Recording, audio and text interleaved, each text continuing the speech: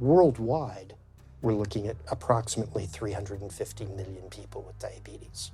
There's no question that we're in the midst of a diabetes epidemic. Right now, 1 in 3 Medicare dollars is spent in the care of people with diabetes. 1 in 10 total healthcare dollars is spent on people with diabetes. There's no question that this is a major problem. What in particular is the correlation with the diet and diabetes? I'm not going to get into that. Into diet? No.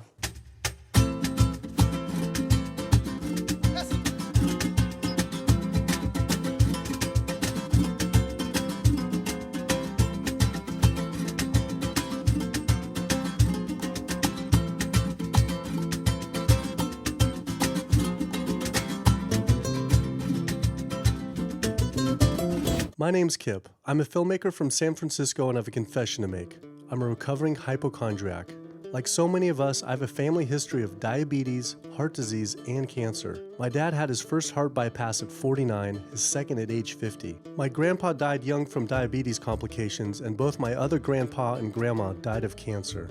I was always paranoid that I would also get one of these diseases. Like any good hypochondriac, WebMD Symptoms Checker was essentially my browser's homepage. Even in my teens, I took Metamucil every day and a daily aspirin. I read all the latest self-diagnosis books, I ate every multivitamin I could get my hands on, and I was obsessed with bodily functions. I followed all the large health organizations' recommendations for preventing disease. I exercise regularly, don't smoke, don't drink soda, get enough sleep, reduce stress, and grew up eating what I thought was a healthy diet. Until... World Health Organization this morning has classified processed meat such as bacon and sausage as carcinogenic, directly involved in causing cancer in humans. Processed meat is clearly linked to an increase in cancer. Hot dogs or bacon could be just as dangerous as smoking cigarettes. The World Health Organization had looked at over 800 studies from 10 different countries, finding a direct link to consuming processed meat and cancer. Just one serving of deli meats daily increases your risks of colorectal cancer by 18%.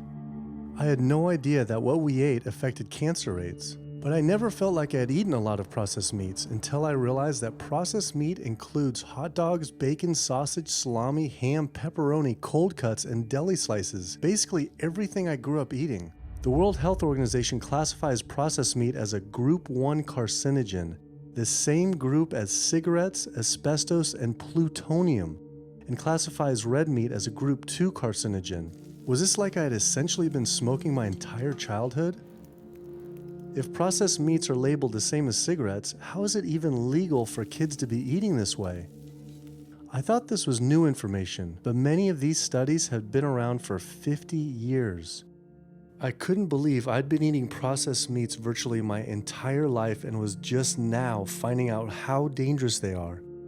Why hadn't I been hearing about it from the American Cancer Society, the largest cancer group in the nation? When I went on their website, I was shocked to see that none of this information was featured on their homepage. But even more shocking, on their Eat Healthy page, they actually encouraged eating Group 1 carcinogenic foods like processed turkey and canned meats. This is after the World Health Organization reviewed over 800 studies definitively linking processed meat to cancer. Thank you for calling your American Cancer Society. My name is Sam. I'm a cancer information specialist. How may I help you today? Hi, I was calling because I was wondering why you all recommend people to eat processed meat on your website, which the World Health Organization has classified as a Group 1 carcinogen, which is in the same class as tobacco smoking, asbestos, and plutonium. This would be like a lung association having a how to roll your own cigarette section on their website. It's kind of the same thing. But let me just place you on a brief hold because He wasn't able to answer my questions and said someone would get back with me. I had always been concerned about cancer because both my grandma and grandpa died of cancer. I wondered if things would have been different had they known the link between diet and this terrible disease. In the US, 1 out of every 4 deaths is from cancer. Oh, sweet. American Cancer Society rep confirmed an interview this week. So we just went in for the interview with the American Cancer Society rep, and the security guard said there's no interview scheduled. So I went into my phone, and it turns out last night, after I told her that the interview is going to be about the correlation between diet and cancer, she said she could no longer do the interview. After repeated emails asking why she was declining my interview to simply talk about diet and cancer, she stopped responding altogether. Why would an American Cancer Society rep not want to talk about this? I was, however, able to connect with a growing movement of doctors who are willing to talk about the link between the standard American diet and disease. And it goes beyond just cancer. I took my old trusty van, Super Blue, once again out on the road.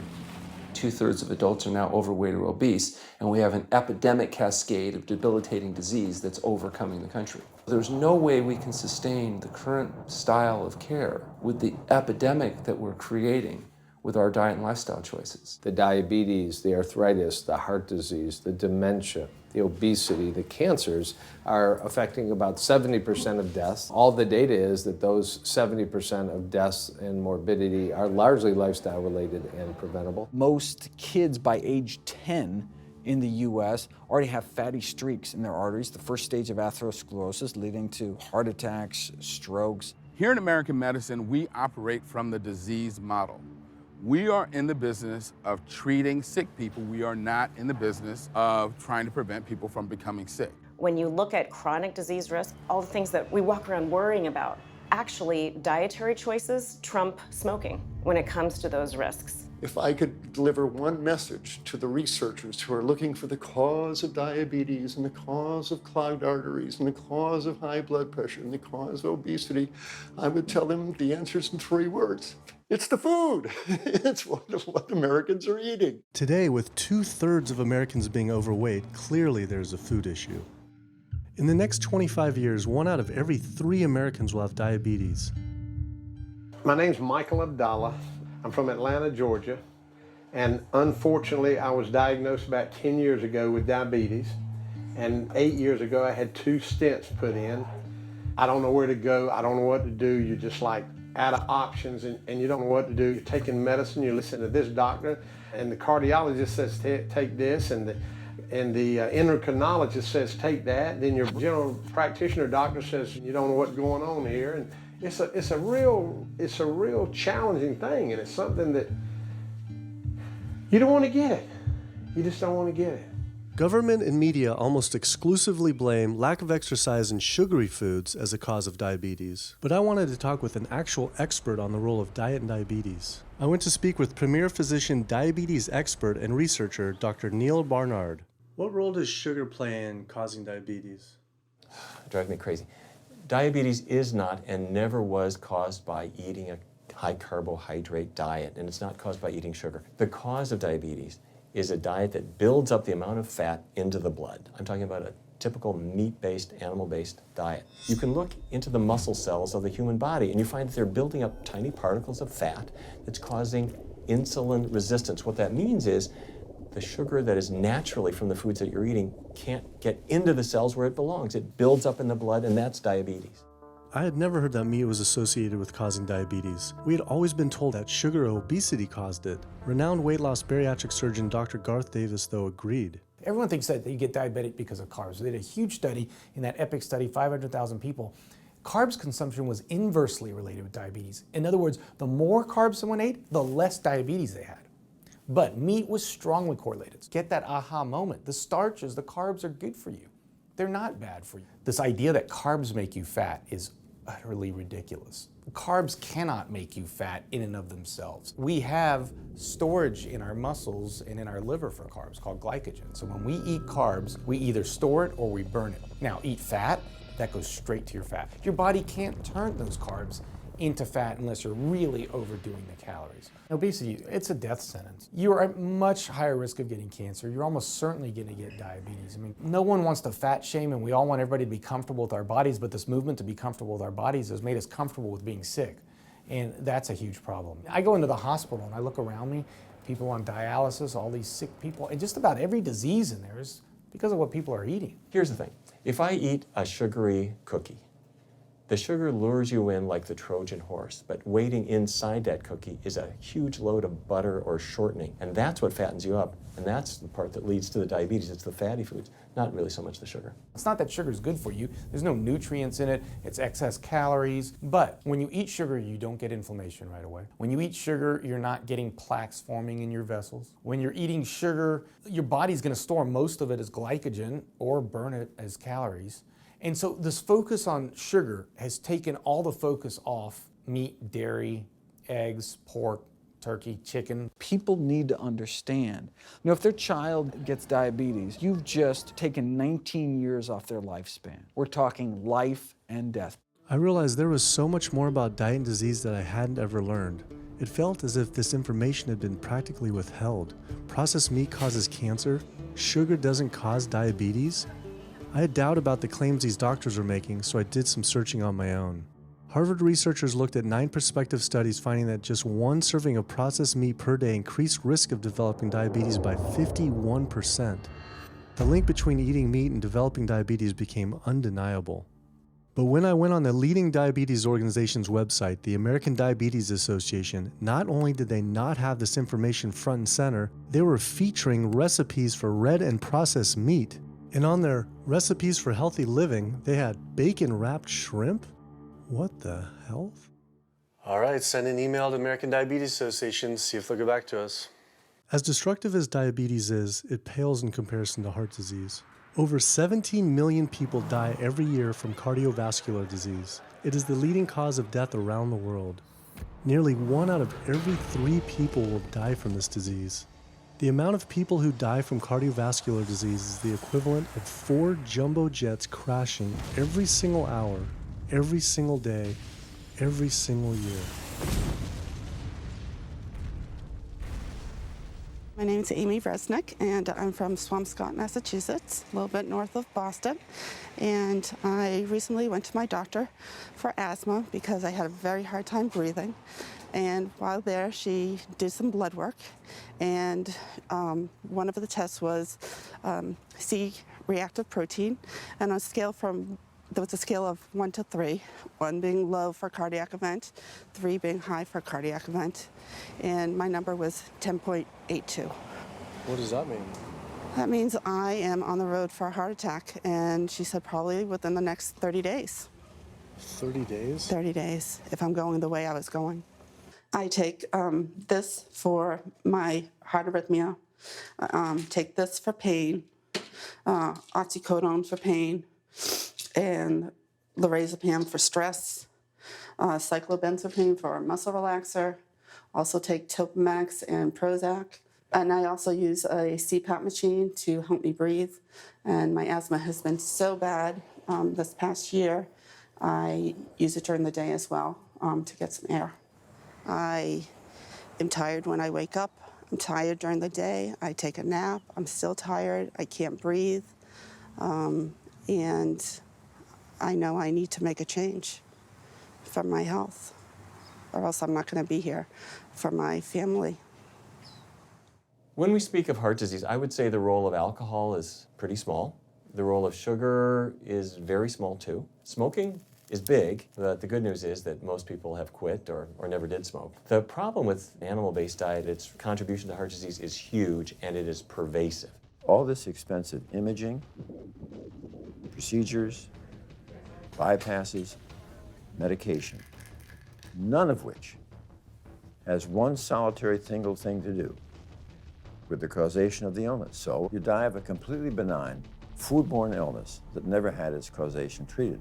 When we eat these kind of dead meat bacteria toxins, within minutes, you get this burst of inflammation within your system such that you basically paralyze your arteries. You get this stiffening of the arteries, their inability to relax normally in half. So it's not like decades down the road eating unhealthy, there'll be some damage. No, we're talking damage right then and there within minutes of it going into our mouth. Many people are given the diagnosis of Alzheimer's disease when it's not true Alzheimer's at all. The vast majority of people suffer dementia due to their tiny blood vessels in their brain clogging up up and their nerve cells being shortchanged of oxygenated blood. And guess where that blood vessel dementia comes from? Those little tiny arteries are clogging up from that steady stream of fat, cholesterol, etc. It's really quite clear from the standpoint of cancer and the standpoint of cardiovascular disease that animal protein plays an enormous role. Is chicken better? It's a question of whether you want to be shot or hung. The flesh food that I would eliminate from the American diet would be poultry, would be turkey and chicken. A brilliant advertising campaign has convinced people that, oh, it's white meat, it's healthier. The leading source of sodium in the American diet for adult is chicken. It can be labeled all natural chicken, but be injected with this salt water, I think up to 800 milligrams of sodium. Heterocyclic amines are clear-cut carcinogens, and they can form in any kind of meat as it's heated, as it's cooked. But by far the biggest source is chicken. We sent researchers into fast food and family restaurants. Not only were there carcinogens in every single restaurant, but we found them in every single chicken sample that we took. If somebody brings their family in and they're buying a bucket of chicken, nobody tells them that there are carcinogens. If you're selling carcinogens to people, you've got to warn them that they're in there. But the American Cancer Society encourages people to switch from red and processed meat to chicken. Why would the American Cancer Society tell people to switch from eating one carcinogenic food to another when a Harvard University study showed that men with prostate cancer who eat large amounts of chicken increase their risk of the disease progressing 4 times? The number one dietary source in America of cholesterol is chicken because of the volume of chicken. You know, chicken's become grilled chicken and organic chicken. It's machismo, but it has nearly as much cholesterol per gram as red beef. So just on sheer volume, it's the number one source. Yeah, eggs being close behind. I'd never really thought about eggs much. I just thought of them as a standard part of a healthy diet. But then I found a study suggesting that eating just 1 egg a day can be as bad as smoking 5 cigarettes per day for life expectancy. The yolk of a hen's egg is the most concentrated glom of saturated fat and cholesterol. It is made to run a baby chicken for 21 days with no outside energy. It is pure fat and cholesterol. And when we put that into our bloodstream, it coats our red blood cells. Our blood gets thicker and more viscous. It changes our hormone levels. It raises our cholesterol levels. There's nothing healthy about eating the yolk of the egg. But I thought cholesterol and saturated fat wasn't an issue anymore.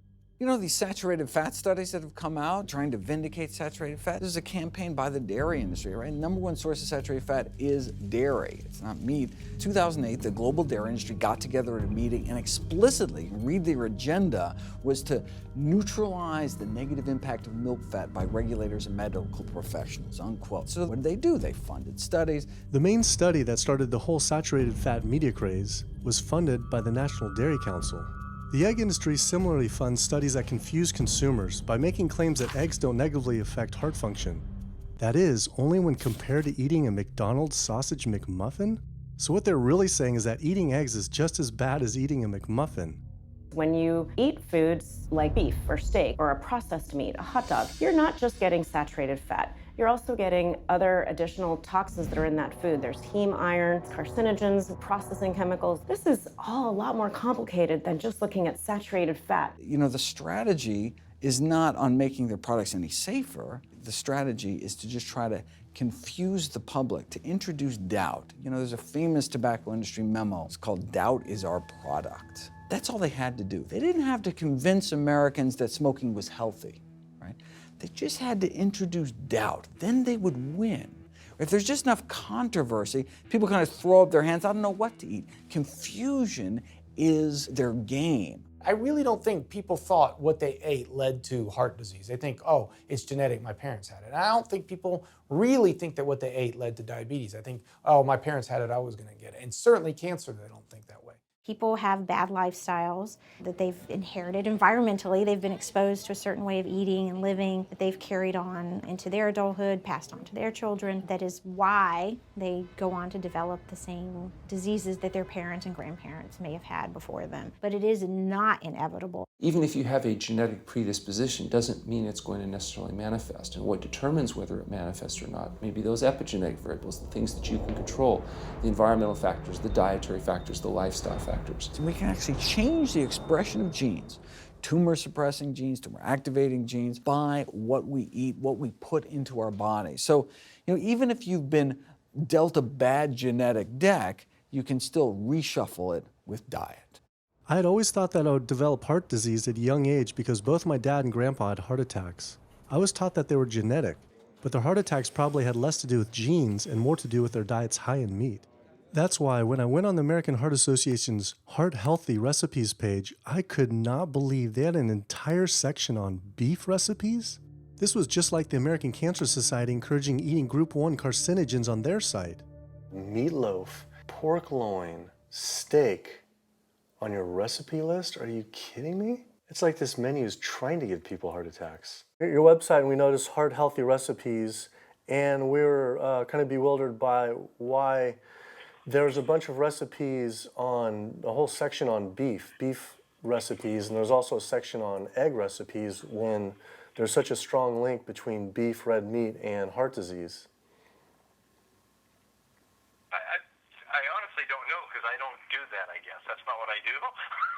Another organization rep that wasn't able to answer my questions, but he said that he'd have someone get in touch shortly. I was, however, able to talk to the president of the American College of Cardiology, Dr. Kim Williams. So the American College of Cardiology is a 47,000 member and growing organization with a dedicated mission to reduce heart disease and to improve patients' lives. And if you look at the incidence of hypertension and diabetes and mortality in men, they actually get reduced as you go higher and higher in terms of how much you restrict animal products. What about fish?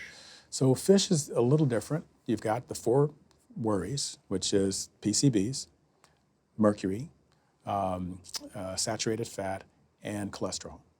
And the cholesterol is all over the place. You can hit tuna in water, that'll be almost less than a glass of milk, to salmon or tilapia, which is higher than a pork chop. If you look objectively at fish, what you find is they've become essentially mercury sponges. And that's why in many parts of the country they warn you, don't have more than so many of these fish a week because it's getting too much mercury can kill you. Fish are eaten by bigger fish who are eaten by bigger fish, and these pesticides and herbicides bioaccumulate in the fish flesh. And these big fish, including the salmon, which people think is the healthiest fish, truth is the amount of pesticides and herbicides in the flesh of these fish are shocking, and they have estrogenic and cancer-promoting properties in them. They'll say, well, but don't sardines have less concentration of toxic waste product than other ones?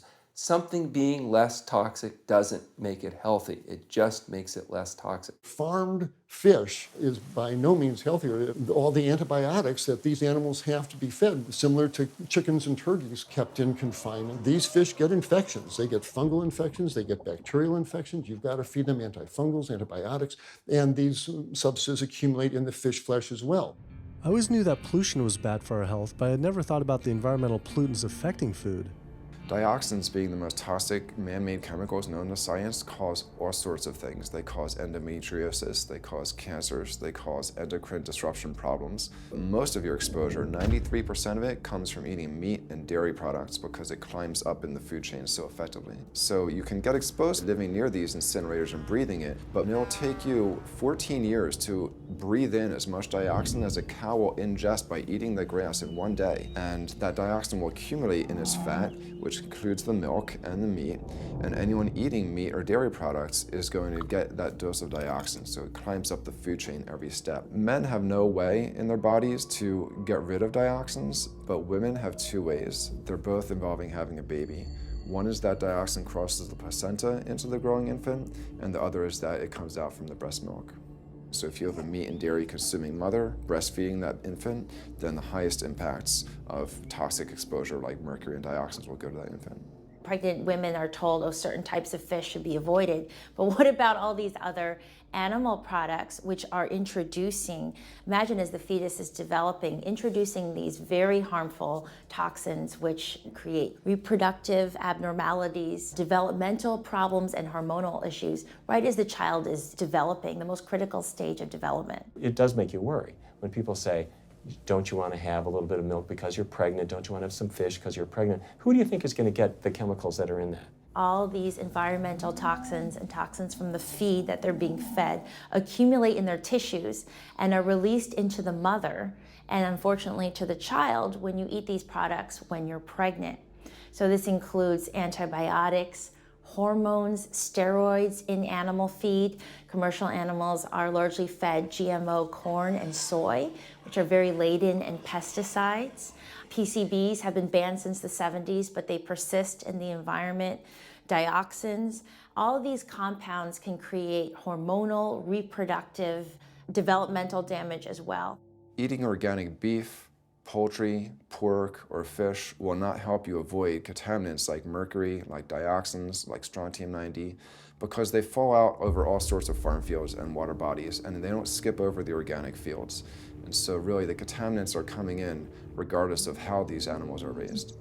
I had always been concerned about the possible health impacts of GMOs, but then found out that most of the world's GMO crops are actually consumed by livestock, with dairy cows consuming the most per animal. This fact, with everything I'd learned about bioaccumulation, made dairy terrifying, especially considering how much cheese I ate in my life. Cheese is an amazing product when you think about it. It's probably one of the single best foods at compromising health that you're going to actually feed to people. Think about it. You've got an animal product, so you've got all the issues of biological concentration. You have a highly processed food product, and not only does it have naturally a lot of saturated fat, but you put a lot of salt into it. There's a strong link between dairy foods and autoimmune diseases, and so that can show itself up as excessive production of mucus and exacerbation of asthma in kids who are prone to that, and even adults. And also there's an association between dairy foods and multiple sclerosis and type 1 diabetes, which is an autoimmune disease, and other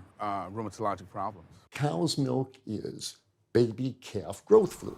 That's what the stuff is. There's absolutely no child or human on earth who actually needs the milk of a cow any more than they need the milk of a giraffe or a mouse. Most people in the world are lactose intolerant. I mean, that's the normal state of affairs. Why would your body create this enzyme to digest lactose after weaning, after infancy? It doesn't make any sense. 73% of African Americans are lactose intolerant, 95% of Asians, roughly 70% of Native Americans, and about 53% of Hispanic Americans are lactose intolerant. Our government is encouraging Americans of color to eat foods that it knows is going to make them ill. Ultimately, what that boils down to is the government is telling me as an African American to eat food that's going to make me ill for no health benefit so that it will benefit dairy farmers.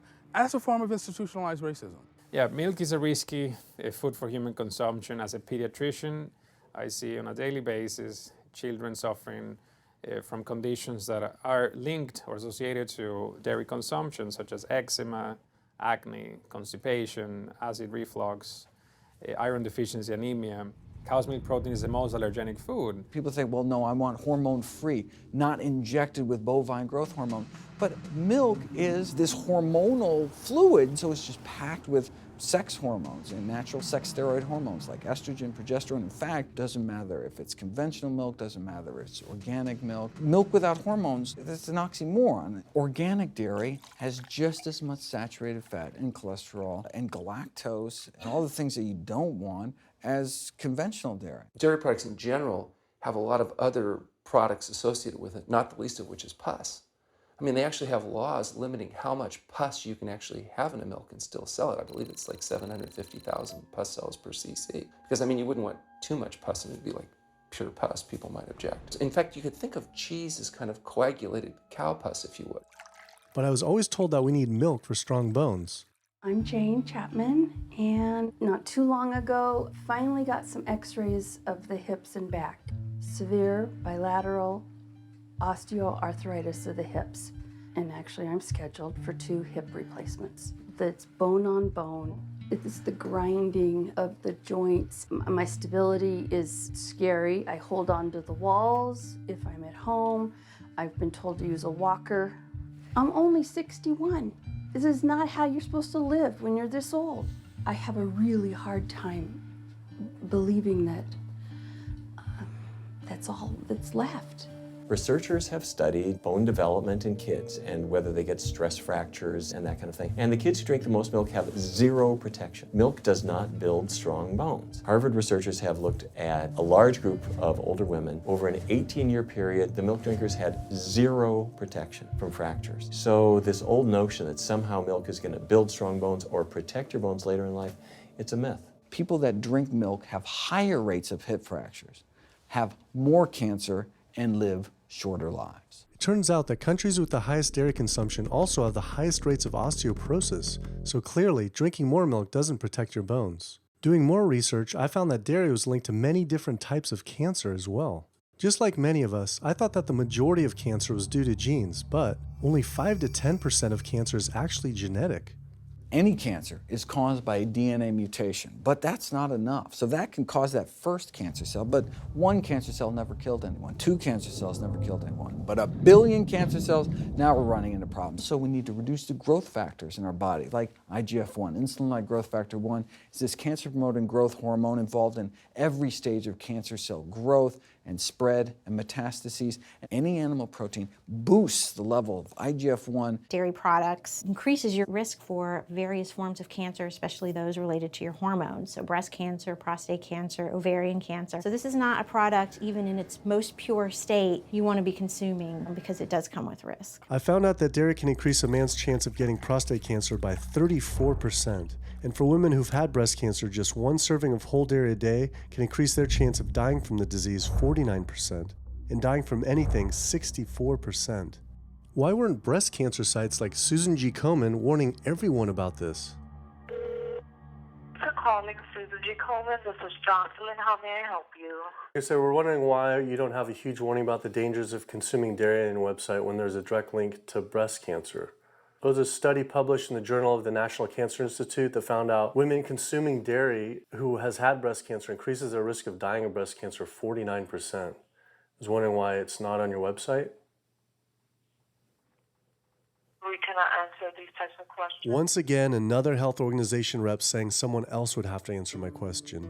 Rather than risk being stood up again, I went straight to the local Susan G. Komen chapter to see if they would answer my questions.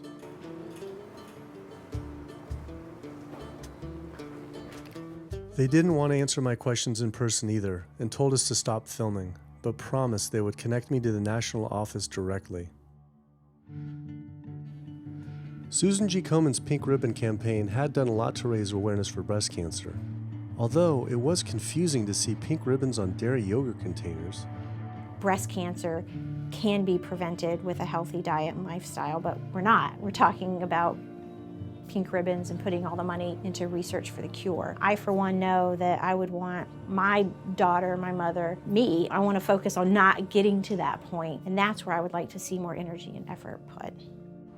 I had been a hardcore cheeseaholic virtually my entire life, despite the risks, but like so many others, I seem to have been addicted to it. It turns out that the casein protein, that's the main protein in dairy products, and particularly in cheese, it breaks apart in the human digestion to create what are called casomorphins, casein-derived morphine-like compounds that go to the brain and they attach to the very same receptor that heroin attaches to. Don't get me wrong, they're not as strong as that, but they are strong enough to make you come back again and again and again, despite the fact that you're gaining weight, you're more unhealthy than you've ever been, but that cheese just calls out to people. Casomorphin may play a role in SIDS, and sudden infant death syndrome, may play a role in autism. This is one of the reasons why we don't want infants drinking milk from cows. Human breast milk has 2.7 grams of casein per liter, compared to 26 grams per liter for cow's milk. That's practically 10 times more. No wonder it's so addictive. This talk about addiction made me think about all the drugs animals are fed. I went to the headquarters of the Center for Food and Safety, the nation's leading FDA government watchdog group, to see how concerned we need to be about drugs in our food. So that we know of, there are at least 450 different drugs that are administered to animals, either alone or in combination. These drugs are given to animals for a variety of reasons, very, very few of which are actually beneficial to consumer health. We've got drug companies that work real hard to make sure they can sell lots of drugs to people raising cows, pigs, and chickens. The pharmaceutical industry sells 80% of all the antibiotics that it makes in the United States to animal agriculture. Antibiotic residues are found in meat, other antimicrobials are found in meat, there has been ractopamine found in meat, there's been hormones found in meat. So right there you're talking about 4 different drugs. It could be, in the same piece of meat. The pharmaceutical company is supposed to show the safety of animal drugs. They're not really testing to see what the impacts of these drugs are on humans. They're really looking to see what the impacts of these drugs are on animals. When we try to get information on some of the health studies and the environmental studies, from federal agencies, we get back page after page of blacked out information because the company claimed confidential business information. Consumers have no idea what is in the products that they consume. So how sick something makes me and how bad it pollutes the environment is a secret for a company. In the animal agriculture industry, as in the tobacco industry, these companies really have a vested interest in making sure that the public doesn't have information about their effects and what risks are really posed to consuming them. You have this system where animals are living in their own waste, they're living next to animals that are sick or even dead, and they're stuck in cages with these animals. That bacteria tends to spread, so that the pathogens that are being created in these filthy conditions are breeding resistance to antibiotics, and the public are becoming exposed to those. We already have people dying from salmonella and other things that you eat. We're having about 3,000 people die every year in the United States. That's more than the number of people that were killed in 9/11 in the Twin Towers in New York. If we had some terrorist organization killing 3,000 people a year, we would be all over it. The antibiotic-resistant bacteria deaths that we have, on top of that, you get 20,000 people dying a year. That's 7 9/11s every year. Can you imagine if that many people were being killed by some terrorist group in the United States every year? We would find them. You know, the World Health Organization has said we're nearing a post-antibiotic era in medicine. You'll be at risk in minor surgeries to have a fatal infection. You'll be at risk going to the dentist if you have a tooth extracted. Or it'll be like Civil War medicine. You get an infection in your leg and you cut your leg off. So you have this very dangerous situation. By crowding these animals in, they become a perfect engine for generating a new flu virus that can come out into the community.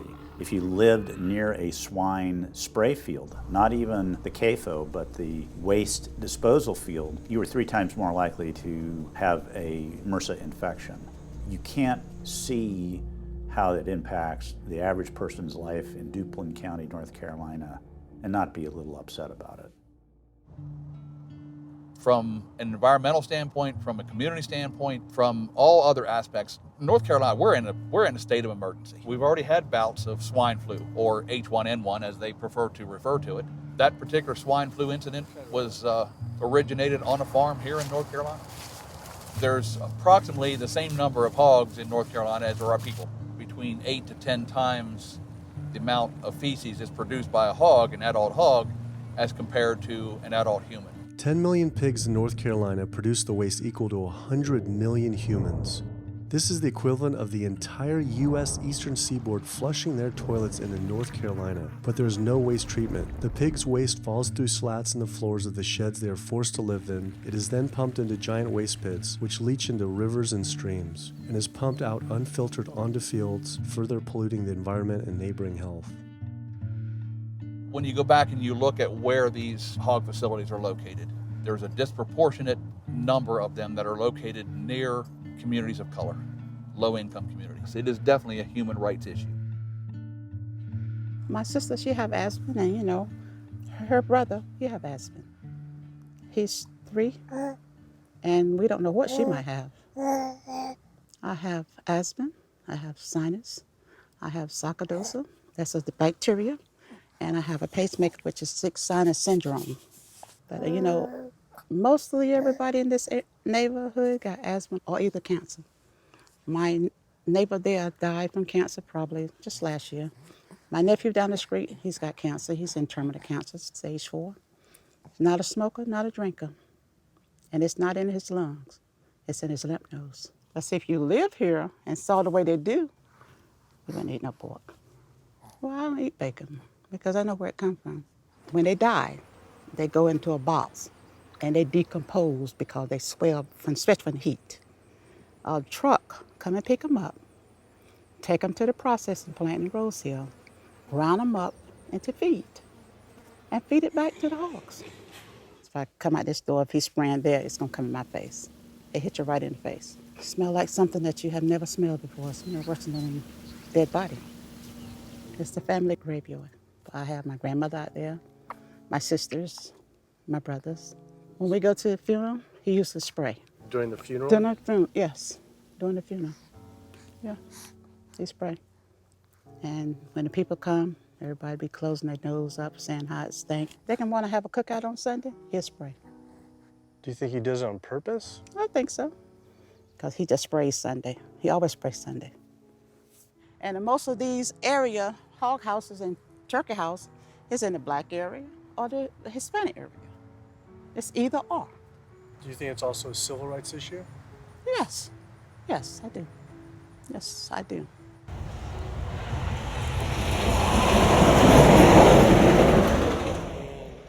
There have been times in the past that I have gotten ready on the Sunday, gotten ready to go to church and come out, and the smell was so strong that I had to go back and regroup because it got in my clothes and I just couldn't go to church smelling like hogs, you know. I just couldn't do it. So I don't think the government cares. They care more about cooperation than do people, individuals. And they're going to keep on. They're going to put more chickens in this state. This is the feast season. You're in capital of the world right here in North Carolina. My state. Look, there's a blue line stream right here come into my property almost, and the Contentney Creek right here. I've seen that blue line stream now filled with feces and urine from that hog pen, and they can say, well, we feed the world. They're not interested in feeding the world. They're interested in making money. You take the money away from them, they'll let the folks starve. Because if you want to feed the world, you can feed the world with more corn, using corn and wheat and stuff like that, and you can meat. Meat is a luxury item. When we're doing things that hurt other people, we're wrong.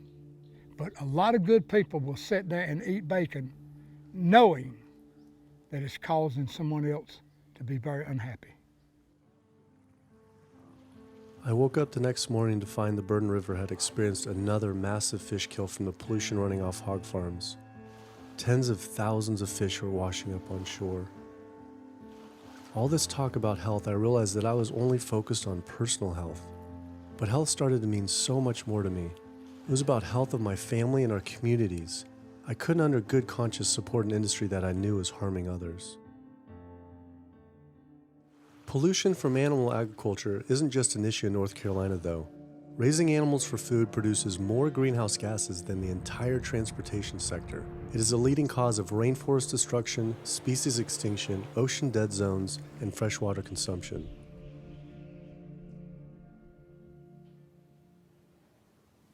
American Diabetes Association actually finally got back, and they agreed to an interview. Preparing for their American Diabetes Association interview, I took a look at their diabetes diet and meal plan recommendations, and they were loaded with foods associated with causing diabetes. How could they expect people not to get diabetes if this was the food they were recommending?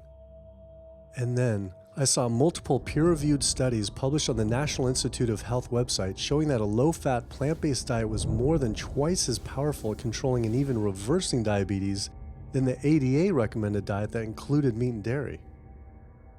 Well, the mission of the American Diabetes Association is to identify a prevention and a cure for diabetes. But in the meantime, to improve the lives of all people who are affected by diabetes. And what's the best way to prevent this? For type 2 diabetes, it's unclear. We can't prevent type 2 diabetes in everybody. When we're doing the research, we came across a lot of studies that said that you actually could potentially cure or reverse diabetes with a purely plant-based diet. I don't believe there's sufficient evidence to demonstrate that. How does it compare to the ADA diet that you recommend? We don't recommend a specific diet. We recommend healthy eating. The one that's on the website. We recommend healthy eating. Do you have a whole list of exact day-to-day, the meal plan, the whole meal plan? All they are selections of foods to consider. We do not have a diabetes diet. But with that selections, that you consider that plan compared to a plant-based plan? No one's done that study. We found actually some studies, that a 74-week study found that low-fat vegan diet versus the ADA plan in type 2 I diabetes. think we're done here. I'm not gonna get into an argument about. Oh no, I was just wondering the studies of if this is true or if it shows that. Any diet works. Any diet works if people follow it. But if it's a diet that's not the proper diet, like if anyone follows a diet that they eat I can't tell you what a proper diet is. I can tell you what an improper diet is. So then we can talk about the good diets. I'm not sure why. I'm not going to get into that. Into diet? No. Why If that's where you want to go with this, I'm sorry, I'm not the person that you should be talking to. And why is that though? If that's what you want to get into, I'm not the person you need to be talking to. Who do we talk to about diet? You can talk to anybody you want. But that's interesting though. Why not recommend a diet? Because the data don't exist to support it. But if we see data that we looked up that supports it with, like, you know, the NIH, in Europe, the European Association of Diet. We're done. I'm sorry, I'm not going to get into that argument with you. No, it's not an argument. I'm not going to get into the argument. Why is it an argument? It's just talking about in European study of diabetes and other places that have studies, why... There are lots of studies. Why is it even an argument? There are lots of studies in the literature, many of which have never been replicated or, frankly, are wrong. That's why we do peer review, okay? The European Association of Study of Diabetes has been peer reviewed? Or I don't know what study you're referring to, and in the absence of being able to see that study, I'm not going to comment. I could show it to you. I'm sorry, I don't have the time for that. I just don't understand why it's an argument, though. Okay.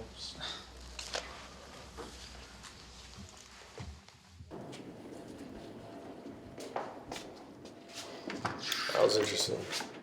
What he wanted to talk about was people living longer with diabetes. But once you mention eliminating diabetes or prevention, oh, whoa, now you cross the line. Prevention and cure, whoa, let's not go there. Not only did Dr. Ratner, the chief medical officer of the American Diabetes Association, not want to talk about diet, but the fact that he had such an emotional reaction to my question made it feel I was digging into something that he didn't want uncovered.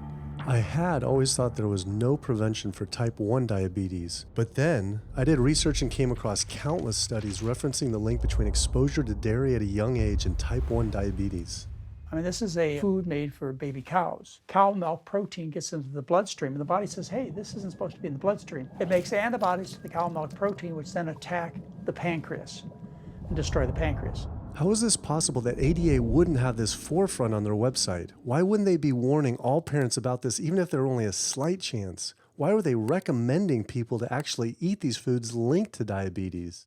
It seemed all of the large health organizations were encouraging people to eat the very foods linked to the diseases they're supposed to be fighting against. American Heart Association promoting beef, American Cancer Society promoting processed meat, pink ribbons on dairy products, and bacon-wrapped shrimp on American Diabetes Association. And then it all came together. What if?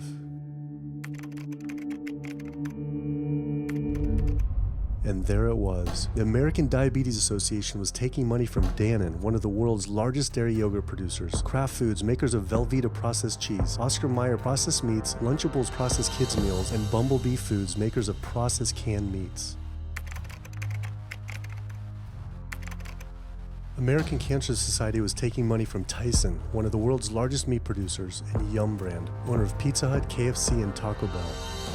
Susan G. Komen was supposed to be fighting breast cancer, was corporate partnering with KFC, Dietz Watson Processed Meats, and Yoplait Yogurt. And the American Heart Association was probably the most disturbing of all, taking hundreds of thousands of dollars from the beef industry, poultry, and dairy producers, and millions from fast food and processed food manufacturers. Every single one of these organizations was taking money from meat and dairy companies that are associated with the causes of these diseases. This would be like the American Lung Association taking money from the tobacco industry.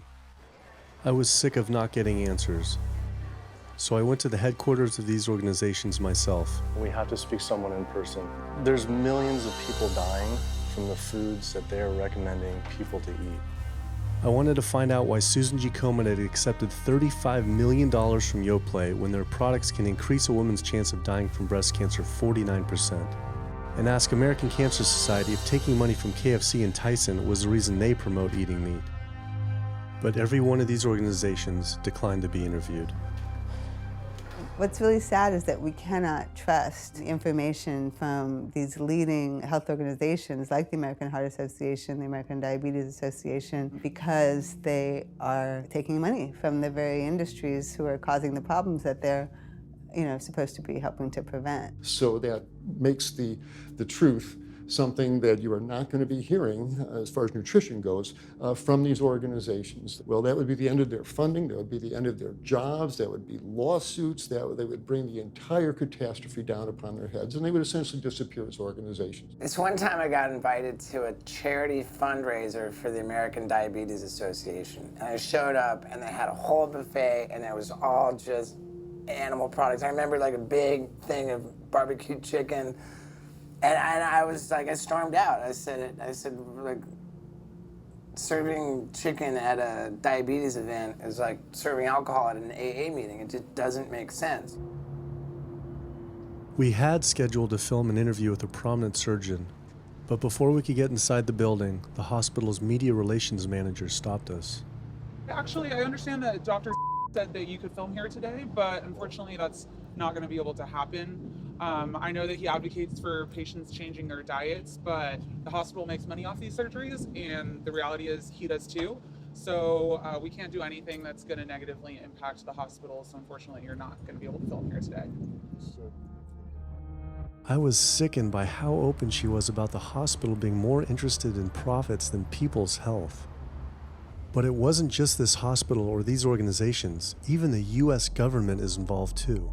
Every 5 years, the US Department of Agriculture creates dietary guidelines for Americans. The committee who writes these guidelines has been made up of individuals who have received money from McDonald's, the National Dairy Council, the American Meat Institute, the National Dairy Board, the National Livestock and Meat Board, the American Egg Board, Dannon, candy and sugar companies, Coca-Cola, and Anheuser, just to name a few, which means we are getting our dietary recommendations from the very industries that are killing us. And when the USDA, makes a pyramid or a power plate every 5 years for the American public, they're going to guarantee that on that plate are going to be foods which, when consumed, will result in millions of Americans perishing. The USDA, which is supposed to be protecting us, has two missions. It's supposed to protect us, and it's supposed to protect the producer. And guess what? When those two come head to head, they usually choose the producer.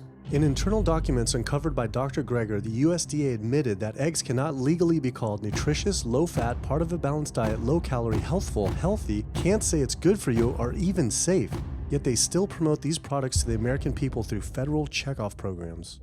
If you ask somebody if they've heard of the checkoff program, the odds are they haven't, although daily they are seeing the messaging that these programs produce. So checkoff programs are responsible for the messages that we see on TV, on the internet, on bus billboards and magazines that say things like, milk, it does a body good, or milk life, beef, it's what's for dinner, pork, be inspired, the incredible edible egg. The dairy checkoff program gave $12 million to Domino's to just market cheese-heavy products. And this is the USDA, this is the government. If you've seen those ads for the Pizza Hut pizza, the stuffed crust, or a pound of cheese, those are all government advertising schemes for the industry. How can we put more cheese on beef? How can we put more milk in a coffee? Things like that to just drive consumption of these just unbelievably unhealthful products. So McDonald's, for instance, has 6 people staffed full-time, according to records we've found, whose salaries are paid for by this government program, but funded by the producers who are regulated by it. And these 6 people sit there at McDonald's headquarters and just come up with ideas. Triple cheese decker McCheese muffin stuffed bacon cheese slider? With extra cheese? Nice. Yes. You don't think of it on a day-to-day basis that these are government programs. The Wendy's bacon double cheeseburger, government program. The steak fajita at Dunkin' Donuts, government program. You would just never think that this just pure garbage from a food standpoint is coming from a federally funded program. That's one of the things that makes checkoffs so incredibly creepy, is that it is our government telling us, eat more beef, drink more milk, eat more cheese, eat more pork. One of the very effective ways that the dairy industry promotes its products is to reach children because kids are impressionable, they're going to be consumers for their entire lives, and you might as well get them while they're young. So dairy spends at least $50 million promoting its products in public schools throughout the country with posters with people with milk mustaches and messages like milk it does a body good or milk life. Targeting young people, right? The tobacco industry had to keep replacing their customers who are dying with new customers. The meat industry knows they have to target young people. That's why we have these foods in schools and marketing messages at a younger and younger age for kids to get hooked on all the wrong kinds of foods. So there's all kinds of parallels. School districts where processed meats are all over the place. Maybe it's going to be bacon on the menu, sausage, hot dogs, or a pepperoni pizza. Any of those things are processed meats, and those are pretty much the worst of the worst with a direct link to colon cancer. And yet you have every day in the schools meal items with processed meats. If the Surgeon General puts warning labels on tobacco because of their cancer risk, why aren't the same warning labels on meat?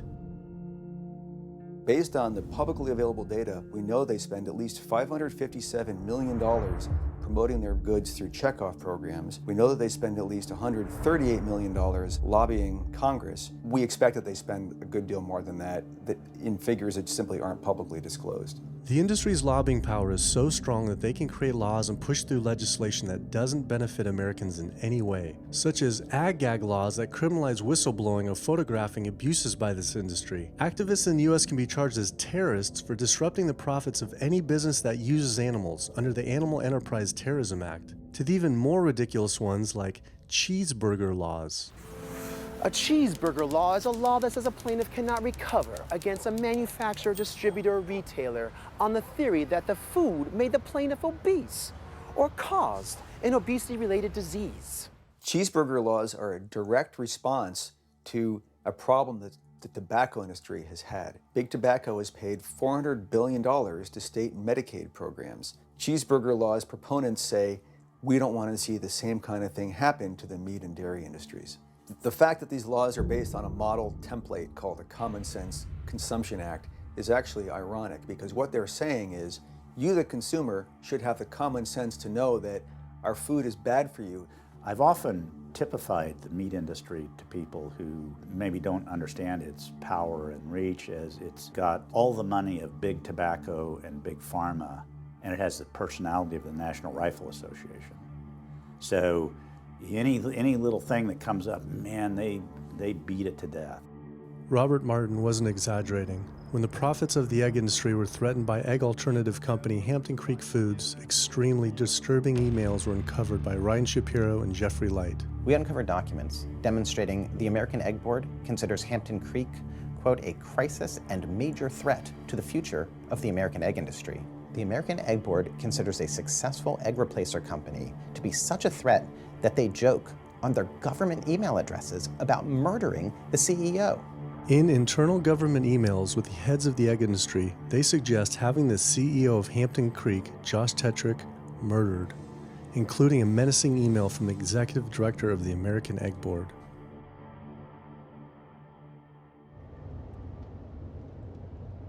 The meat producers don't have to pay for the heart disease or the environmental destruction or any of the other externalities, as economists call them, that their products cause. You know, then there's the whole pharmaceutical aspect of it, and the fact that there's a very strong pharmaceutical industry and lobby that has a huge stake in preserving the status quo. And these chronic diseases, these are the cash cows of the pharmaceutical industry. You have a $5 billion stent industry. Do they ever want to see that go away? We've got a $35 billion statin drug industry. Do they ever want to see that go away? I'm talking about the pharmaceutical industry effectively controls what doctors are told. Most research isn't put into prevention, it's put into the medication that we might use for that particular disease.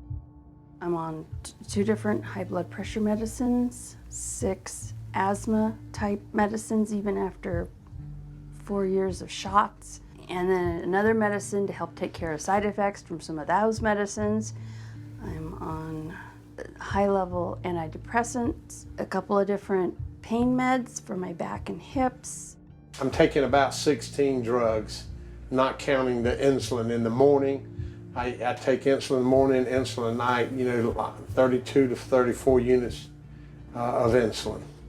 Lantus to be exact.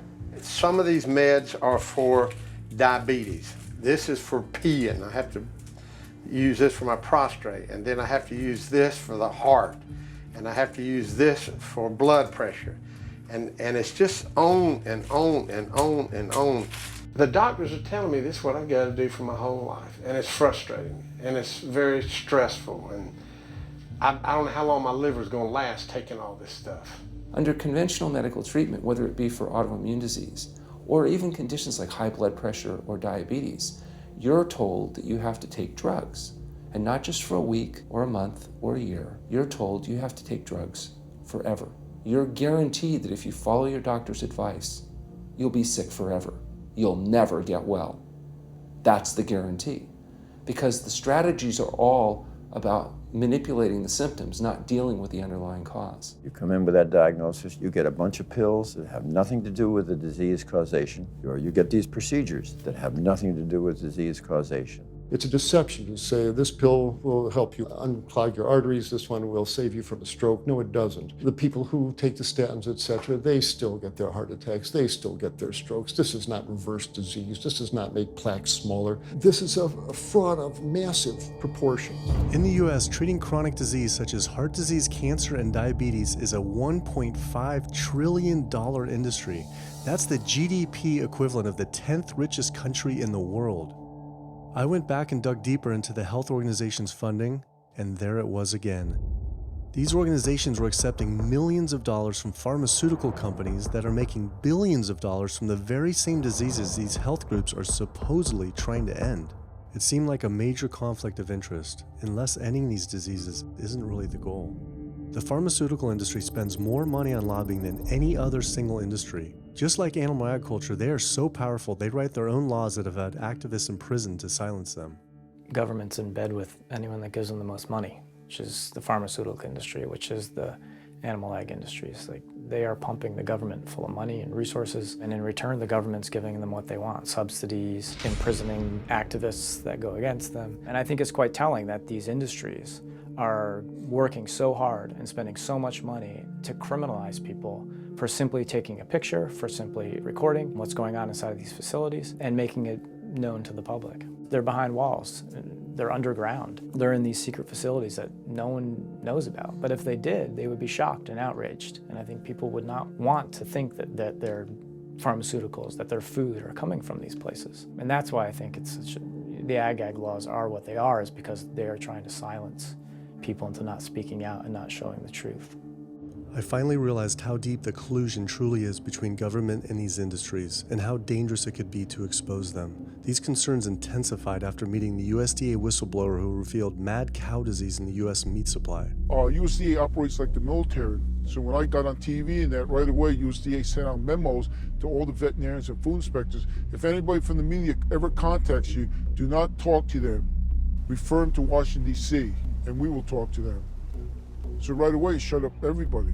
American public should be very concerned about this, what's going on with USDA. Here in the United States, we have at least 4 cases of mad cow disease, but I'm almost positive there's more cases than that, but the government isn't looking for it. So what you're saying is that there could be already mad cow disease in humans. Right, and I think a lot of it was misdiagnosed. With the Alzheimer's or dementia, it takes several years, you see the progression, but to make it easier, these doctors just sign off on it as dementia or Alzheimer's without actually taking a biopsy of the brain to see if it's that, or is it actually a prion disease like Creutzfeldt-Jakob disease or mad cow disease. Do you think it's safe to eat meat? I personally don't think it's safe to eat it because of the fact how the line speeds are increasing, and also our inspectors are not well trained enough. At the present time, the line speed now is going about 220 cows an hour. That gives you about somewhere around 4 cows per minute, so that's 15 seconds per cow. These dangerous slaughter speeds means that animal waste ends up everywhere. Testing shows 88% of pork chops are contaminated with fecal bacteria, 90% of ground beef, and 95% of chicken breast sample contain animal waste bacteria. There is nothing clean about eating this way. But it just isn't waste, it's also pus-filled infections. You can see there's a bump or some kind of abscess underneath the hide.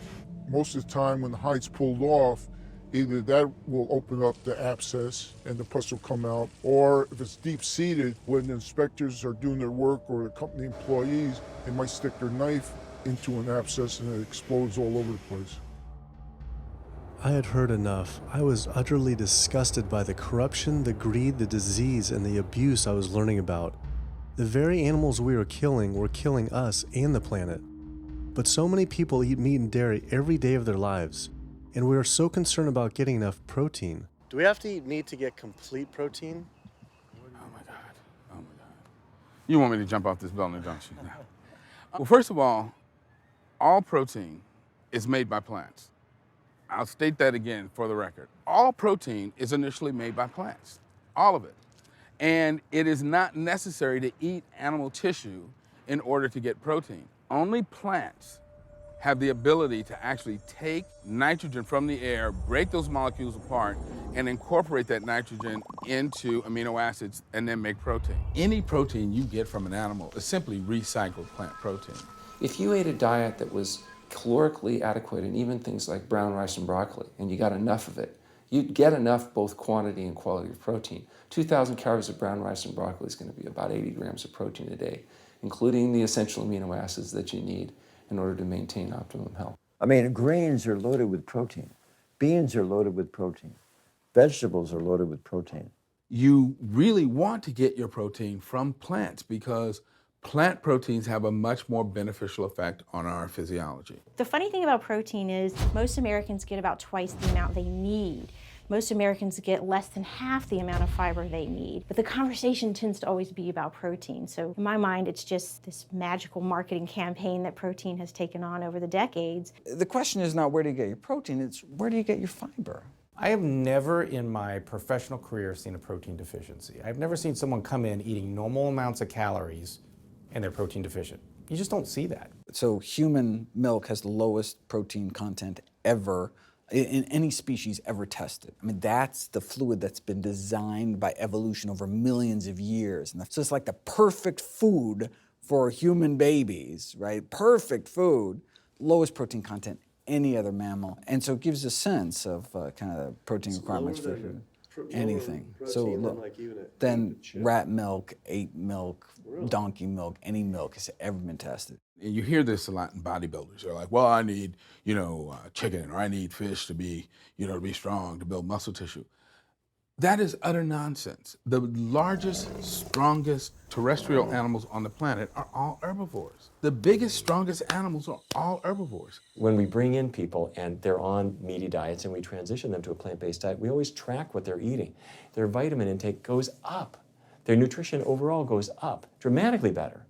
And these same people might worry in advance, will I get the nutrition that I need on a plant-based diet? The fact is, you're not getting the nutrition you need on a meat-based diet, and you're going to get dramatically better nutrition on a plant-based diet. For an average-sized guy like myself, I need about 56 grams of protein a day. That's optimum. Probably I really need 30 to 40 grams a day. Diets that are really high in these protein create diabetes, create heart disease, create cancer, create the diseases that I'm treating on a daily basis. But this is the opposite of what all the high-protein diet fads say. The food you eat determines the bacteria that live in your gut. While you eat animal flesh every day, you are summoning up bacteria that eat carnitine. And those bacteria will turn that carnitine into a molecule called trimethylamine. Your liver then turns that into trimethylamine oxide. That's a molecule from hell. That molecule drives cholesterol into the artery walls. And the people who are consuming this flesh-based diet are contributing to plaque building up. They may lose weight on this diet, and that's good. But what's happening inside your arteries, paleo friends? What's happening is that plaque is building up, and these are the folks who drop dead at the gym at 39. Oh, he was lean and he looked really good.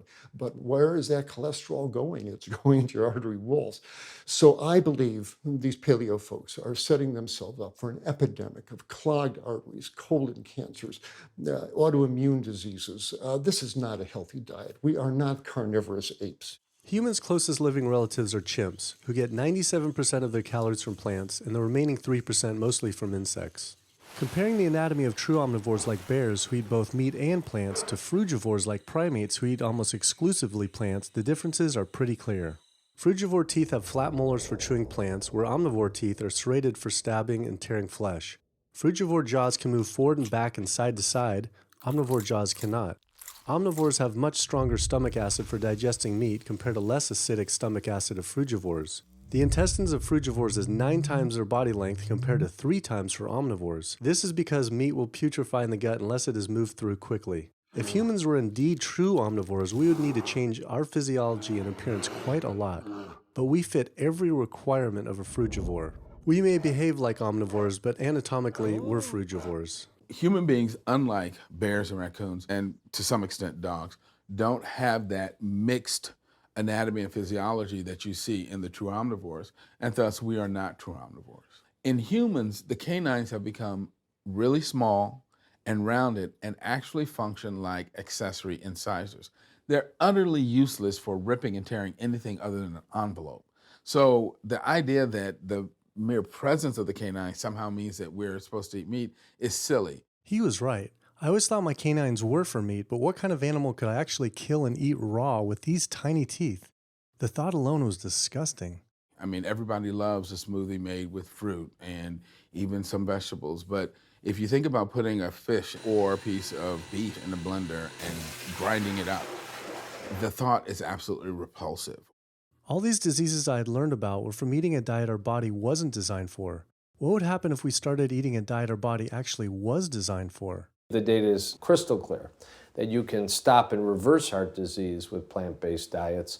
Scientifically shown, I've seen it in my own patients. People who adopt low-fat plant-based diets can actually reverse their heart disease, and that literally means watching the plaque start to go away, something they didn't think could happen. My experience with patients is, and those studies show, that when people adopt a fully plant-based diet, their cholesterol levels plummet within a few days. And if you do blood tests in a couple of weeks, you'll see dramatic improvements. Yes, your numbers are going to look great within a week or two. Your cholesterol can come crashing down. In fact, if you're on medications, your doctor may have to pull off your blood pressure medication so your blood pressure don't drop too low because it can work too good. Like that, the side effect is not having to take drugs. In a groundbreaking study published by Dr. Esselstyn following patients suffering from cardiovascular disease, 99.4% were able to avoid major cardiac events by going plant-based. Because it's not just heart disease. It's hypertension, it's diabetes, it's strokes, it's heart attacks, it's several of the autoimmune diseases, lupus, asthma, GERD,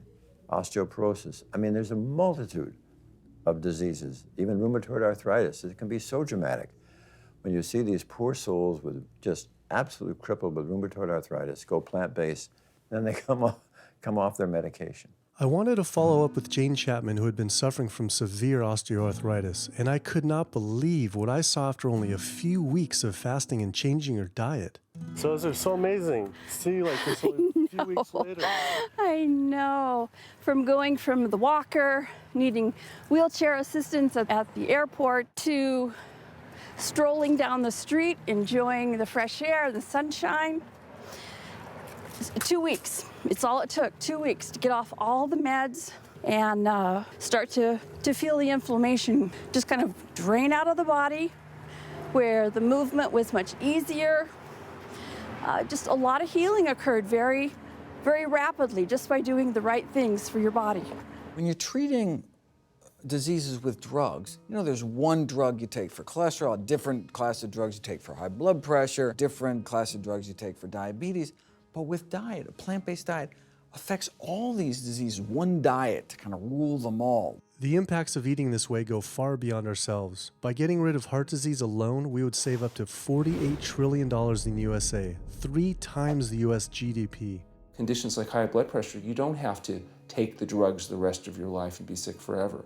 What you can do is live in such a way that it gives the body a chance to heal itself. We took 174 consecutive patients with high blood pressure, and 174 people were able to lower their blood pressure enough to eliminate the need for medication. For inflammatory bowel disease like Crohn's, the best remission rates ever achieved through plant-based diet. MS, multiple sclerosis, the best results ever achieved compared to any medical, surgical, any kind of intervention was a plant-based diet. You can see that with every sequential reduction in animal products, people live longer, they have less heart disease, they have less cancer, they have less diabetes. You can actually take human cancer cells, put them in a petri dish, and you can drip the blood of those eating vegan, get about 72% suppression in human prostate cancer cell growth in vitro. They wanted to try this again with women and breast cancer. So they said, let's see what a plant-based diet can do. After just 2 weeks, their bodies cleaned up. You drop their blood on the same carpet of cancer cells. You can clear off the whole plate. This is after just 2 weeks eating healthy, which raises the question, what kind of blood do we want in our bodies? My background is in industrial and systems engineering, and that was my career path for a long time until I got thyroid cancer, and everything changed from there. I decided that I wanted to try alternative methods and treatments rather than have surgery and have my thyroid removed, which meant I'd be on medication forever, and I didn't want that. I just started reading how a plant-based diet can heal the body, and it has worked for so many people. So I immediately just switched to a completely whole food plant-based diet. After a year, the cancer was completely gone, and my thyroid had shrunk to normal size, and I was completely free of that. This was tough to believe. Couldn't this all just be from eating healthier though, like no sugar? Turns out Dr. Walter Kempner from Duke University back in the 1940s was reversing some of our worst killer diseases with diet alone. And the diet he was using was not only strictly plant-based, but it was made up of white rice, fruit, and table sugar. And he was reversing diabetes, he was reversing malignant hypertension, reversing heart disease, the diabetic complications, reversing diabetic blindness. So these people basically had death sentences, went to him, and were given basically sugar, this horrible diet, but it was strictly plant-based. If this information had been around since the 1940s, why don't all doctors know this? We're not taught about the power of food in medical school. No one is taught that the changes that we make with our diet are probably the single most powerful thing we can do to determine our destiny. It trumps our genetics. Why isn't your doctor telling this? Odds are your doctor never learned any of this. In fact, there was even a bill introduced just mandating physicians get 7 hours nutrition training every couple years, just to kind of stay on top of it. And who came out against that? The California Medical Association. Even the family physicians, the surgeons, all the mainstream medical groups came out opposed. It's 7 hours, that's a lot, even if it's over 1 4-year period. So they're not just kind of neutral, but they're actually actively opposing nutrition education. Ironically, when patients come to doctors with questions, they assume that the doctor knows something about nutrition, and so it's kind of a double whammy that doctors haven't been taught much about nutrition. Why don't we hear about this from dietitians when nutrition is their entire specialty? Turns out the American Nutrition and Dietetics Association puts out nutrition fact sheets written by the industries themselves. The industries pay $20,000 per fact sheet and explicitly take part in writing them. So you can learn about eggs from the egg industry, and you can learn about lamb from the lamb industry. This would be like learning about the benefits of smoking from the tobacco industry. When people are eating meat, I think of it as a bit like smoking. It's sort of Russian roulette. You may not get diabetes, but your chances of getting diabetes, about 1 in 3. You may not get cancer, but your chances, if you're a man, about 1 in 2. A woman, 1 in 3. Your chances of gaining weight, 2 out of 3. It's not all diet, but most of it is. The best thing that you can do to make sure that you empty all those bullets out of the chamber and you're not taking risks with your health is to get the animal products out of your diet and eat healthy foods. I came to True North to help me with my asthma and to lose a little weight, and it's amazing. Just in 2 weeks of changing my diet, don't have to take any asthma medication, no antidepressants, no pain medication, no heart medication, nothing, no medications at all. And it's just incredible. I was taking Oxy and Advil, and I was taking 800 milligrams of Motrin 3 times a day just to get through the day because I was in so much pain. And now, nothing. Wow. Nothing at all. 2 weeks. 2 weeks, So 14 days. All that medication, you're completely off. Completely off everything. It's just been so frustrating to me because I went to so many different doctors for help, and I tried so many different medications to help me with my asthma, and nothing helped, and I was stuck on the couch for the last 10 months, unable to breathe. And now in 2 weeks' time, 14 days, I'm off my medication, and I can breathe, and I feel good, and I can walk. My life has changed, and it only took 2 weeks of a whole plant-based diet. That's incredible. Yeah. That is incredible. It really is. That's amazing. It really is. I I feel so blessed and so good and just so happy to be doing this, and I'm hoping that I can be a role model for other people and not be pushy about it, because everyone's going to do it in their own time. But thank God my time is now. So. Thanks. Thanks. As powerful as Amy's story was, I knew for some, eating 100% plant-based would still seem extreme. I think there's this sense that everything's okay in moderation, right? But we haven't seen that moderation works. There really isn't a study that shows that by eating meat and eggs in moderation, you can actually turn your heart disease around and get better. But I know people who've given up meat and they felt sick. Yeah, it's unlikely that anybody's symptoms are caused by a dead, decaying flesh deficiency. The lack of highly processed animal food products in the diet is not going to be associated with the causal factor about why they're sick. There is going to be a reason why they're not feeling well, but that's not going to be one of them. So I've had people go vegan and they come back to me and they're like, I'm hypothyroid and my doctor says I'm hypothyroid because plant-based diet makes you hypothyroid. I'm like, so what does your doctor tell all his meat eaters that are hypothyroid? Boy, what's an animal flesh or dairy that you can't get in plant-based? Cholesterol, heterocyclic amines, E. coli. You know, if you think about it, there is nothing in an animal-based diet that you can't get in healthier form somewhere else. The only other vitamin is vitamin B12. It's not made by plants, not made by animals either, made by little microbes that blanket the earth. So because the way we live in our sanitized world, unless you're eating bacteria-contaminated foods, we need to get a source of B12 from somewhere. And so the healthiest, cheapest, safest source is to get a vitamin B12 fortified food or vitamin B12 supplement, not to get it from meat and dairy. What about people who say they have to eat meat for their blood type or their genes? I mean, it's like I need meat because I'm a Capricorn, or I need meat because I have an A+ blood. I mean, it's like, what do you say? No one has to eat meat. I mean, there's no vitamin, mineral, nutrient that you can't get from non-animal sources. Valentine's Day, I decided to go vegan and give up all meat, which was never in my thoughts in a while, million years, but I've heard so much success from people that are vegan. And so I gave up all animal products whatsoever. I've lost 29 pounds. I've been able to cut my meds in half. I've been able to cut my insulin in half. And now I'm going for the moon. I'm going to cut it all out. In the last 6 weeks, we've just had 3 grandchildren. And my ugly face is going to be around to see them graduate from high school and college. I'm going to be here. My mission is to let everybody know you do not have to suffer from diabetes and cancer and heart disease because someone in your family had it or because the doctors are telling you this is what's going to happen. You can take charge of your health and have a positive outcome just like I did.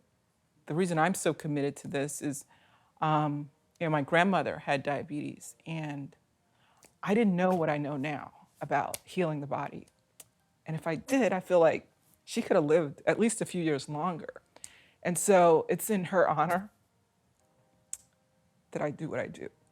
Because I could save someone else's grandmother, aunt, uncle, father from that, So I'm excited about getting the message out there. There's a common belief that eating plant-based is expensive. Not at all. It can be done in a very inexpensive way where you buy foods that are in season and you shop in the bulk bins, and that saves a lot of money. You can eliminate a lot of your expenses on your grocery bill by not buying meat and dairy because those things are expensive. Our meal plan for a family of 4 is $25 per person in the family. 2064 is your total. 2064, whoa. That's for an entire week of food. Really? An exploding movement of elite athletes are utilizing vegan diets to heal injuries, speed recovery times, and enhance their performance. Before I was vegan, I was only bench pressing 315 like 5 times. Then after going vegan, I was doing 400, 425, 465, and I was like, oh my God, this is amazing. I'm vegan and I'm bench pressing 465 pounds. This is ridiculous. And as soon as I went vegan, tendinitis started disappearing. My strength in my right arm started coming back. High blood pressure was going down. You can't be strong and be dying on the inside. That's not strong. That's weak. That's really weak because yeah, you look big and strong on the outside. Yeah, big man. No, but your heart's crying for help on the inside. You're dying. I'm a professional parkour athlete, a two-time world freerunning champion, and more recently I got into Ninja Warrior where I'm captain of Team Europe as we won USA versus the world.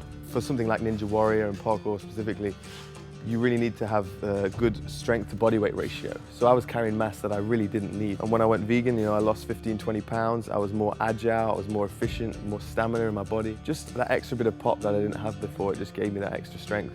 So this is a very vibrant way to live. It can enhance you as an athlete. For me, 100% better athlete than I was before. It unlocked a whole new chapter of my training. The science is there, the health is there, the athletes are there proving that you don't need to eat dead animals to be strong, to be healthy. I started working out when I was 47 years old. All the muscles you see, I gained as vegan. I gained 15 pounds of muscles on my body, eating all plant-based vegan foods. All the aches and pains in my body, it just went away. Because I'm not ingesting so many inflaming foods, the acidic foods that animal products are. Gorillas, rhinos, and elephants, they all get their muscles and strength from eating plants. That's what I do. I travel all around the world for my surfing, and I've always been able to eat vegan. I feel like if you want something, you can make it happen. I just don't make any excuses. I would never not be vegan now that I know all the benefits and now that I know how it feels to be vegan. Every aspect of my life has been improved by adopting this lifestyle. I feel better, I perform better athletically, I sleep better, my energy with my kids is better, my focus at work is better, everything is better. My skin cleared up, kept myself trim for 9 years now doing this. All I can tell you is that I felt and I continue to feel better than I ever felt before. My friend Jason Lester and I were the first people to do this challenge called Epic 5, which entailed doing 5 Ironmans on 5 Hawaiian islands in under a week. An Ironman is a 2.4-mile swim followed by a 112-mile bike and then running a marathon, 26.2 miles after that. So we did 5 of those in a row on 5 different islands in a little under a week. Yeah. You almost die? Yeah. Did you die? So I guess the famous question, where did you get your protein in there? From plants. Like so many people, I was looking for excuses not to change my diet. But once I finally did, I felt liberated. Within days, I could feel the blood running through my veins with a new vitality. Within weeks, I felt a transformation throughout my entire body and mind. Not only could I survive on a purely plant-based vegan diet, I could thrive. I felt amazing. I competed in my first marathon in 6 years, training half the amount and beat my personal record by 23 minutes. Less than a month later, I did my first full Ironman. Although I could possibly get away with eating a little bit of meat and dairy without ill effects to my personal health, I could no longer willingly support an industry I knew was causing so much suffering to communities, families, and all life on the planet. A whole new world opened up. I felt whole again, connected to a greater sense of what true health is, and where true health doesn't end with me, but begins with us. If people adopted a plant-based diet, the changes we would see in our individual health, in our national health situation, and in this physical environmental world we live in would be so profound. I mean, today, you can say, I'm not going to eat that stuff anymore. It's one thing that I can do myself personally to make a difference. It will give you a greater sense of well-being and happiness when you know that, one, you're not destroying your health every time you sit down to eat, you're not promoting cruelty, and you're not damaging the earth. I don't want my gains to be at the detriment of the planet of other things. And yet, I'm not weaker, I'm stronger. That's the beauty of it. When you're altruistic, when you make choices for the greater good of others, it comes around, benefits me as well. It benefits us all. Studies show that we can not only survive, but we can thrive. I just feel this is a great way to live, not harming other beings when we can be healthy and happier. I love it. It's a great life. I never thought that I could feel this good at this age, and I just want everybody to feel this way. I feel like a 20-year-old. I'm almost 50. Nothing tastes as good as healthy feels, basically. And so the choices that we make every single day, day in and day out, around our food, has the capacity to bring us true health and optimal wellness, not just individually, but collectively, as a species and for our planet. We're not going to live forever, but while we are alive, we can live well. And for me as a doctor, that's what I want to see. Where there's a will, there is a way. And I believe that.